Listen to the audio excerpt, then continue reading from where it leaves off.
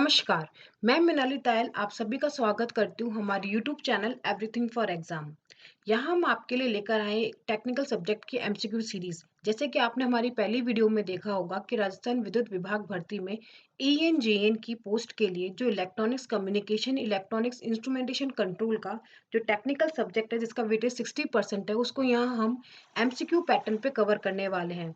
यहाँ मैं स्टार्ट करने जा रही हूँ semiconductor part 2। Question number 16.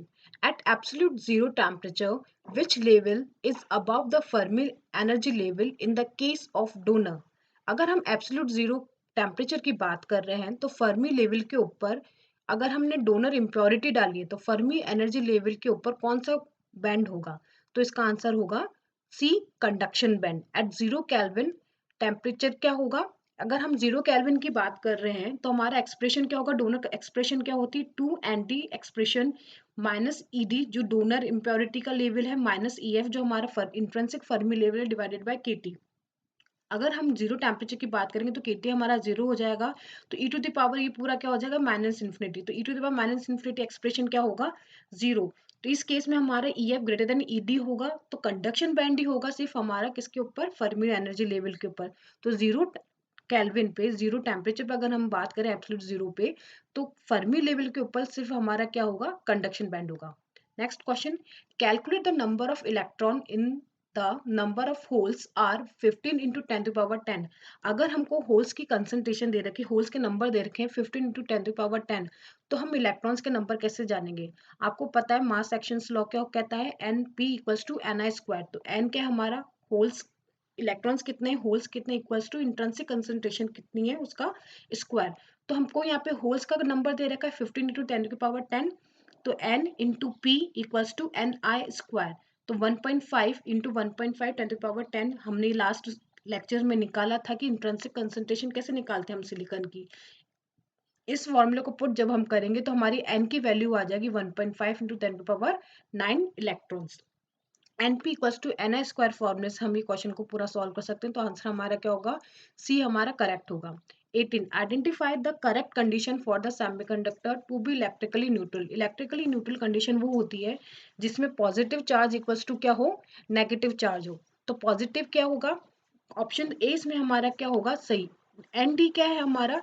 Donor की जो इम्प्योरिटी है वो प्लस जो हमारे होल्स हैं, तो डोनर जो है वो क्या करेंगे? इलेक्ट्रॉन को डोनेट कर देंगे। इलेक्ट्रॉन को डोनेट करेंगे तो चार्ज क्या आ जाएगा?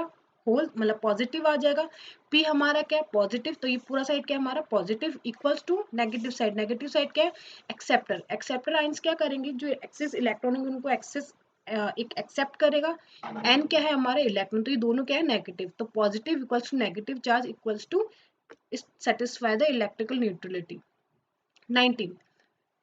Do the Fermi energy level changes in semiconductor? क्या सेमीकंडक्टर में फर्मी एनर्जी लेवल चेंज होता है? इसका आंसर है 1 ट्रू। हमारा Fermi energy level conduction semiconductor में चेंज होता है। कैसे? Fermi energy level changes as the electron and hole concentration changes. जैसे जैसे हमारे इलेक्ट्रॉन होल की कंसंट्रेशन चेंज होती है तो हमारा फर्मी एनर्जी लेवल भी क्या होता है? चेंज होता है, क्योंकि हमारा फर्मी एनर्जी लेवल कंसंट्रेशन पे डिपेंड करता है कि हमारे इलेक्ट्रॉन होल्स कितने हैं। If next question, if EF is greater than EFI, अगर हमारा इंट्रिंसिक फर्मी लेवल से ज्यादा हमारा ऊपर की एनर्जी लेवल है तो हमारा कौन सा टाइप का सेमीकंडक्टर होगा? जैसे कि हमने वेन डायग्राम से हम जानते हैं कि एन टाइप सेमीकंडक्टर में फर्मी एनर्जी लेवल क्या होता है? ग्रेटर देन होता है इंट्रिंसिक फर्मी लेवल से। जो इंट्रिंसिक फर्मी लेवल होता है वो क्या होता है? मिड गैप में होता है, कंडक्शन बैंड और वैलेंस बैंड में। लेकिन जब हम एन टाइप की डोपिंग करते हैं तो हमारे एक्सिस ऑफ इलेक्ट्रॉन्स होते हैं और एक्सिस ऑफ इलेक्ट्रॉन के कारण हमारा एनर्जी लेवल कहाँ शिफ्ट होता है? ऊपर की तरफ शिफ्ट होता है। तो डोनर इम्प्योरिटी के कारण हमेशा हमारा क्या होता है? एनर्जी लेवल ग्रेटर देन हो जाता है इंट्रिंसिक फर्मी लेवल से। Next, the 1 minus EF increases in which of the following band for N-type semiconductor? N-type semiconductor की बात कर रहे हैं। EF क्या होती है? हमारी फर्मी डायरेक्ट प्रोबेबिलिटी होती है finding of electron. 1 minus EF क्या होगा? कि हम फाइंडिंग किसकी कर रहे हैं? इलेक्ट्रॉन होल्स की। अगर होल्स की कंसंट्रेशन इंक्रीज होगी मीन्स होल्स की कंसंट्रेशन का इंक्रीज होगी एन टाइप में, वो होगी वैलेंस बैंड। इसका ऑप्शन क्या करेक्ट होगा? Option D is correct for N type semiconductor. The probability EF decreases in the valence band the probability of finding electron in the conduction band is more. अगर N type की बात करें तो electron की concentration ज्यादा कहाँ होगी, conduction band में होगी इलेक्ट्रॉन्स की, और वैलेंस बैंड में हमारी किसकी कंसंट्रेशन होगी, होल्स की होगी। तो 1 माइनस ई एफ अगर इंक्रीज हो रहा है तो होल की कंसंट्रेशन कहाँ इंक्रीज होगी, वैलेंस बैंड में। तो option D is correct. Next, the EFE decreases in which of the following band for P type? अब नेक्स्ट क्वेश्चन है कि पी टाइप की बात करें तो पी टाइप में मेजोरिटी करियर्स क्या होते हैं, हमारे होल्स, और ईएफ डिक्रीज हो रहा है, मीन्स इलेक्ट्रॉन की फाइंडिंग हमारी जो है वो डिक्रीज हो रही, तो वो कहाँ होगी। Option A is correct, conduction band. P type में मेजोरिटी करियर्स क्या होते हैं, होल्स, तो वो कहाँ पे होंगे सबसे ज्यादा, वैलेंस बैंड में। तो इलेक्ट्रॉन की प्रोबेबिलिटी कम कहाँ होगी, कंडक्शन बैंड में। तो ऑप्शन ए क्या होगा, correct. The probability of finding electron in the conduction band decreases for the p type। जैसे जैसे हम p type की डोपिंग इंक्रीज करेंगे तो कंडक्शन बैंड में किसकी डिक्रीज होगी, कंसंट्रेशन, इलेक्ट्रॉन की कंसंट्रेशन कम होगी, because the p type semiconductor the hole will be in the conduction band rather than the electron। Next, do the intrinsic Fermi energy level changes with the addition of the dopant and the acceptor? Intrinsic Fermi level की अगर हम बात करें, हमने पहले भी एक question देखा था जिसमें हमने फर्मी लेवल की बात करी थी। फर्मी लेवल डोपिंग के साथ चेंज होता है, लेकिन इंट्रिंसिक फर्मी लेवल कभी भी डोपिंग के साथ चेंज नहीं होता। इंट्रिंसिक फर्मी लेवल हमेशा हम अज्यूम करके चलते हैं कि वो mid of the band gap रहेगा, ईसी और ईवी के बीच में रहेगा, जबकि फर्मी लेवल डोपिंग के साथ चेंज होता है। अगर हम डोनर टाइप इम्प्योरिटी करेंगे तो टुवर्ड द कंडक्शन बैंड जाएगा, अगर हम एक्सेप्टर टाइप डोपिंग करेंगे तो वो टुवर्ड्स द वैलेंस बैंड आता है। तो आंसर बी इसका करेक्ट होगा। The intrinsic Fermi level always remain constant. जो इंट्रिंसिक फर्मी लेवल होता है वो हमेशा कांस्टेंट होता है, क्योंकि वो इमेजिनरी पार्ट हम लेके चलते हैं, वो हमेशा क्या रहेगा, मिड में रहेगा। It is taken to distinguish between the Fermi level of types of semiconductor. ये फर्मी लेवल एक इमेजिनरी लेवल है जिसको हम यूज करते हैं ये डिस्टिंग्विश करने में। अगर हम डोपिंग कर रहे हैं तो डोपिंग करें, एन टाइप डोपिंग करेंगे तो Fermi level toward the conduction band shift होगा। अगर हम पी टाइप डोपिंग करें तो कंडक्शन में हमारा Fermi level toward the valence band shift होगा। तो इंट्रिंसिक फर्मी लेवल कभी भी डोपिंग के साथ चेंज नहीं होता है। Next question, which states get filled in the conduction band when the donor type impurity is added to a crystal?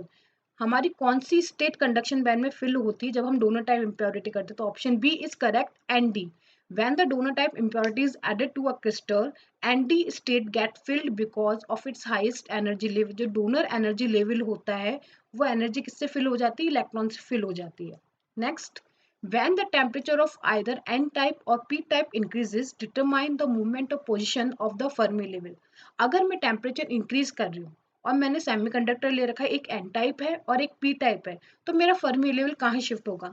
जैसे कि आपको कंसेप्चुअली इसमें पता है होना चाहिए कि सेमीकंडक्टर में जब भी हम टेम्परेचर को इंक्रीज करते हैं बहुत ज़्यादा, तो हमारी जो एक्सट्रांसिक सेमीकंडक्टर होता है वो किस तरफ मूव करने लग जाता है, इंट्रांसिक सेमीकंडक्टर जैसे बिहेव करने लग जाता है। मीन्स अगर हम एन टाइप डोपिंग कर रहे हैं तो हमारा फर्मी लेवल कहाँ होना चाहिए, टुवर्ड्स द कंडक्शन बैंड।